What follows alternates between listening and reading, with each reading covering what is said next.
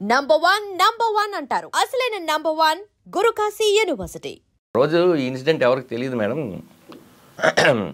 మీరు వేణుని కూడా ఇంటర్వ్యూ చేశారు, నేను చూశాను. ఇప్పుడు మీరు వేణుని అడిగి వేణు చెప్తాడేమో అని కొంచెం చూశాను. నేను యాక్చువల్లీ పనిలేని పులిరాజు అని ఒక సినిమా జరుగుతుంది మేడం, నేను హీరోగా చేస్తున్నాను. అది యూసుఫ్ గూడ్లో గణపతి ఎదురుగా ఫోటోషూట్ ఏదో జరుగుతుంటే వేణు అండ్ ఏడుకొండల మేనేజర్ వచ్చారు. వచ్చి ఆలీ గారు ఆలీ టాగీస్ అని ఒకటి చేస్తున్నారు, సడన్గా ఆయనకి ఏదో డేట్లు ఇబ్బంది వల్ల చేయట్లేదు, ఇప్పుడు దాన్ని మా టాగీస్గా మార్చారు.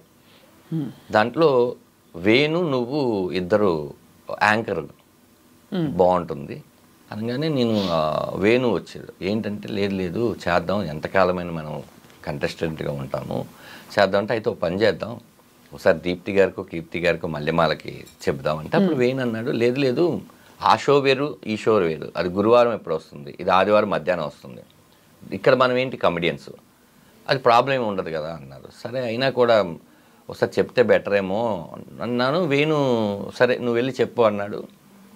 నేను ఏం చేశానంటే ఇక్కడ నెక్స్ట్ డేనే షూట్ చేస్తాం. షూట్ చేసేసి నేను వెళ్ళి ఇట్లా మేడంతో మాట్లాడాను, శ్యామ్ ప్రసాద్ గారి వాళ్ళ పాపతో.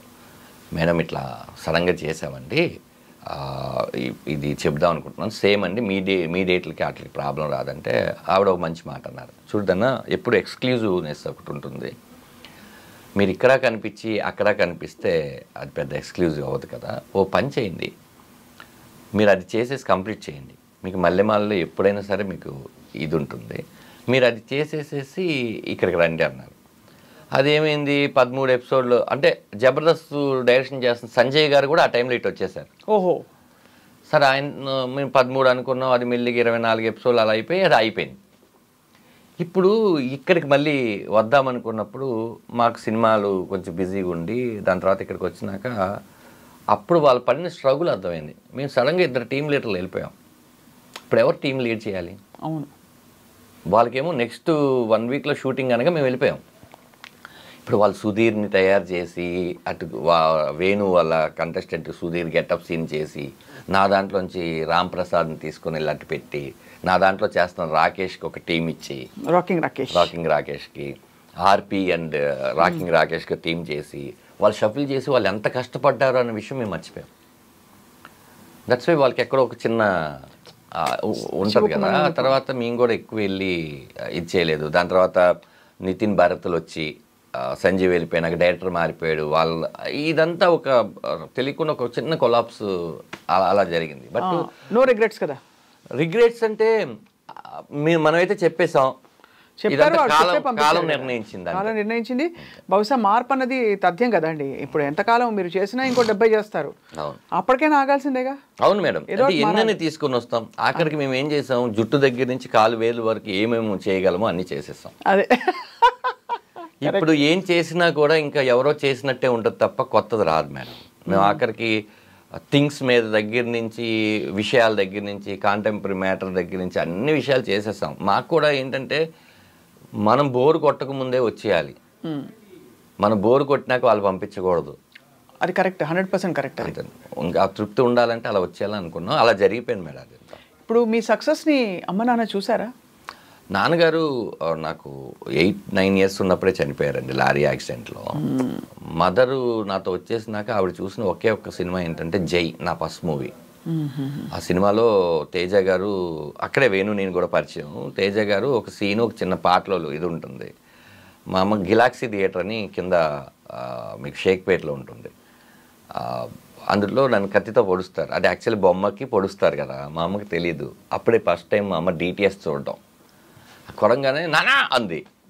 మా అది బొమ్మమ్మ, నేను ఇక్కడ బతికే ఉన్నాను కదా అన్నాను. ఆ సినిమా ఒకటే చూశారు, ఆ తర్వాత మాత్రం చనిపోయాను. అమ్మా చాలా ట్రెమెండస్ సక్సెస్ కదా ధనరాజ్. అప్పటి నుంచి ఇప్పటి వరకు మీరు ఎంత నమ్మకం ఉంటే మీ మీద మీకు నిలదొక్కున్నారు. పారిపోతారు, కష్టం వస్తే పారిపోతారు. అవును మేడం, ఫుడ్ లేదు 4 రోజులు కష్టం వస్తే పారిపోతారు. అవును మేడం, వెళ్ళిపోతారు. చూశాను మేడం, నన్ను ఇన్స్పిరేషన్ తీసుకొని వచ్చిన వాళ్ళు ఉన్నారు, వెళ్ళిపోతారు. నేను అలా అడిగిన వాళ్ళకి ఒకటే చెప్పాను, తమ్ముడు నాకు అప్పుడు ఏంటంటే ఆర్థిక పరిస్థితి బాగోక, నేను 9వ తరగతి చదవడం వల్ల వేరే ఆప్షన్ లేక, వెనక్కి వెళ్తే కూడా ఏం చేయలేమని ఒక భయం, ముందుకే వెళ్ళాలని ఒక గోల్, అలా వచ్చాను.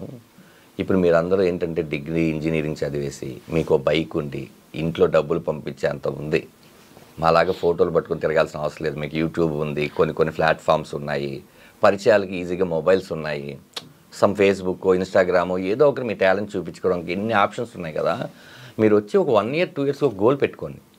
1 year 2 years గోల్ పెట్టుకొని ఇది అవ్వట్లేదు, ఇక్కడ ఉంటే మన కెరియర్ నాశనం అయిపోద్ది అనుకొని అప్పుడు మీరు వెళ్ళండి. మీరు ఏంటంటే వచ్చి 1 monthలోనో 2 monthsలోనో అయిపోదామంటే అది ఇండస్ట్రీ కష్టం అని చెప్పేవాడిని చాలామందికి. అదే మేడం ఏంటంటే మనకు వేరే ఛాన్స్ లేక, ఎందుకంటే నా పర్సనాలిటీకి నేను మూటలు మొయ్యలేను, ఏ జాబు చేయలేను, నాకు ఓన్లీ ఇదొక్కటే కనిపించింది. ఇందులో నేను ఎలాగైనా ఒకసారి మీరు చూస్తే ఇండస్ట్రీలోనే ఉండాలని నేను ఎంత తప్పనగా ఉన్నానంటే ఇప్పుడు కూడా యాక్టర్గా చేశాం, జబర్దస్త్ చేసిన తర్వాత దాని ముందు సినిమాలు చేసాం, బిగ్ స్క్రీన్ అయినా చిన్న స్క్రీన్ అయినా స్క్రీన్ సైజ్ మారుతుంది కానీ మన యాక్టింగ్ మారదనుకొని అన్నీ చేసాం.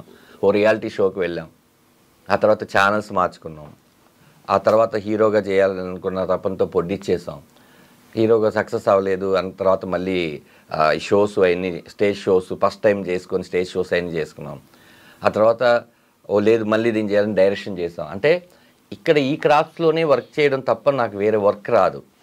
అవును, ఇక్కడే ఉంటాను మేడం. రేపొద్దున ఇది కాకపోయినా ఇంకా ఏదైనా యూట్యూబ్లో అయినా వెళ్తాను, లేకపోతే ఏదైనా చేస్తాను, లేకపోతే మిమ్మల్ని చూసి ఇన్స్పైర్ అయ్యి ఏదైనా ఇంటర్వ్యూలు అయినా స్టార్ట్ చేస్తాను, కానీ నేను ఎక్కడికి వెళ్ళలేను మేడం. ఇక్కడ ఇది అలవాటు అయిపోతే ఇంకెక్కడికి వెళ్తారు? ఇదొక మీరు వెళ్ళాల్సిన అవసరం కూడా రాదు అసలు. అది చెప్పలేం కదా, వ్యసనం కరోనా వస్తుందని మనం అనుకున్నావా? అదే అలా చూస్తే అంటే అందరికీ పెద్ద కష్టం వస్తుంది, దానికి అంత పెద్ద సొల్యూషన్ పక్కనే ఉంటుందని నమ్ముతాను నేను. అది ఒక రకంగా మంచి పని చేసింది, ఒక రకంగా అంతే కదా. సో అయితే మరి అది అలా జబర్దస్త్లో మాత్రం మీరు జబర్దస్త్గా ఉన్నారు. అవును మేడం, మంచి పేమెంట్, అంటే చాలా మంచి పేరు వచ్చింది, మంచిగా మీరు స్థిరపడింది అక్కడే కదా. అవునండి, అసలు నాకు సినిమా ప్రొడ్యూస్ చేయడానికి కూడా డబ్బులు ఇచ్చిందంత చేసిందండి జబర్దస్త్. అవును, చాలా మంచి మంచి ఇన్నింగ్స్ అది. అవునండి, ఇప్పటికీ చాలామంది జబర్దస్త్ మానేసిన విషయం తెలియక, సార్ జబర్దస్త్లో మీ స్కిట్స్ చాలా బాగుంటాయండి అని అంటుంటారు. అంటే అది రిపీట్ టెలికాస్ట్ అవ్వడమో, లేకపోతే అది యూట్యూబ్లో ఉండిపోవడమో, లేకపోతే వాళ్ళు అప్పుడు చూసుండడమో. నాకు ఇప్పుడు మా అమ్మ నాన్న ధనరాజ్ అని పేరు పెట్టారండి. ఎక్కడో ఒక 2-3 కలిసి, పంతులు గారు వాళ్ళందరూ కలిసి పెట్టిన పేరు. మొత్తం తెలంగాణ, ఆంధ్రప్రదేశ్ కొన్ని దాంట్లో ఆ పేరు ఇంత దూరం వచ్చింది అందరికీ తెలుసనడం చాలా గొప్ప విషయం. అయితే జబర్దస్త్ అనేది సినిమా థియేటర్కి తీసుకెళ్తుంది మేడం, టీవీ వాళ్ళ బెడ్రూమ్కి వచ్చేస్తుంది. అవును, ఆ చిన్న పిల్లలు కూడా అంటే ధనరాజ్ అనడం నాకు చాలా హ్యాపీగా అనిపించింది. అంటే నా ఇంటి పేరు కన్నా ముందు ఈ ధనాధన్ అనేది కూడా యాడ్ అయిపోయి ఉంది. గొప్ప విషయం మేడం. అంటే ఉన్నాయి, మన కష్టానికి కొన్నిసార్లు ఫలితం దక్కింది, కొన్నిసార్లు దక్కాలని కోరుకుని దక్కలేదు. జర్నీ మేడం, అంతే, ఇదంతా ఒక జర్నీ. సో జబర్దస్త్ నుంచి బయటికి రావడం అన్నది అది కాన్షియస్, ఇంకా సినిమాల్లో బిజీ అయిపోవడం వల్ల ఇంకా నేను నెక్స్ట్ సీజన్ నుంచి ఉండను అని చెప్పాల్సి వచ్చిందా మీరు? కాదు మేడం, ఇది టోటల్గా ఏంటంటే జబర్దస్త్ మానేయాలని నేనైతే ఎప్పుడు అనుకోలేదు. మాకేంటంటే 13 ఎపిసోడ్లు అని చెప్పారు. అది రేటింగ్ బాగా వచ్చేసరికి మళ్ళీ 13 ఎపిసోడ్లు కంటిన్యూ చేస్తాం. అప్పటికి కూడా నేను అప్పటికే నాకు తెలిసి జగడం, పరుగు, ఇట్లా కొంచెం మన పిల్ల జమీందారు, ఇలాగ నేను సినిమాలో కూడా కొంచెం నోటెడ్గానే గోపి ఉన్నాను మేడం. అంటే ఏమైపోయిందంటే మాకు అప్పుడు రోజుకు 3 ఎపిసోడ్లు తీసేవాళ్ళు మేడం.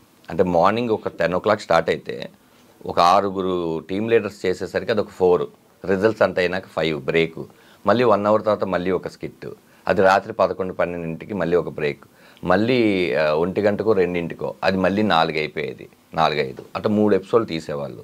3 ఎపిసోడ్లు తీసిన తర్వాత మేము ఇంటికి వెళ్ళి ఇంకా పడుకోవాలి. పడుకున్న తర్వాత ఆ డే పోయింది. ఆ నెక్స్ట్ డే నుంచి మళ్ళీ నెక్స్ట్ వీక్కి సంబంధించిన కాన్సెప్ట్ ఏంటి రాసుకోవాలి. ఓ మీరే రాసుకునేవారు? అంటే మేము ఇప్పుడు నా స్కిట్లకి ఇప్పుడు ప్రసన్న బెజవాడ అనే అతను ఉండేవాడు, నా దాంట్లో రాటో రాంప్రసాద్ ఉండేది. ఏదున్నా కూడా టీమ్ లీడర్ ఐడియాలజీ నుంచే మీరు ఏది చెప్పినా కూడా ఇది బాగాలేదు బాగుందని చెప్పడానికి టీమ్ లీడరే మెయిన్ ఉంటుంది. వాళ్ళు కాన్సెప్ట్ చెప్పినాక అది నచ్చలేదు, ఇలాంటి కాన్సెప్ట్ వేరే వాళ్ళు చేస్తున్నారు అని అనేవాళ్ళు. అప్పుడు అది రాసుకోవడానికి ఒక 2-3 రోజులు పట్టేది. ఈ 2-3 రోజుల తర్వాత రిహార్సల్స్ తర్వాత షూటింగ్, మళ్ళీ షూటింగ్, సేమ్ ప్రాసెస్. ఇప్పుడు టోటల్గా మనకి ఏంటంటే వేరే సినిమాకి డేట్లు ఇవ్వడానికి, ఇప్పుడు సినిమా డేట్లు ఎలా ఉంటుంది కాంబినేషన్, అవును సేమ్ ఇక్కడ కూడా కాంబినేషన్. నాగబాబు గారు, రోజా గారు, ఇటు అనసూయ గారు, లేకపోతే రష్మి గారు, మిగతా 6 టీమ్ లీడర్లు, కంటెస్టెంట్లు, ఫ్లోరు, ఇన్ని ఉండే. ఇక్కడ ఇచ్చేస్తే అక్కడ చేయలేం. అక్కడేమో మన లైఫ్ టర్న్ అయిపోయి మన బిగ్ స్క్రీన్ కదా చూద్దాం అనుకున్నాం అనేది ఒక చిన్న ఇది ఉండేది అప్పట్లో. ప్రాబ్లం ఏమైపోయిందంటే అమ్మో మనం చాలా స్ట్రెస్ తీసుకుంటున్నాము అని అప్పుడప్పుడు చేసి ఆల్మోస్ట్ ఒక 70 స్కిట్లు ఏదో చేశాను. 70 స్కిట్లు. ఆ తర్వాత ఈ సినిమా బిజీ, ఎడవలి పడిపోయాం.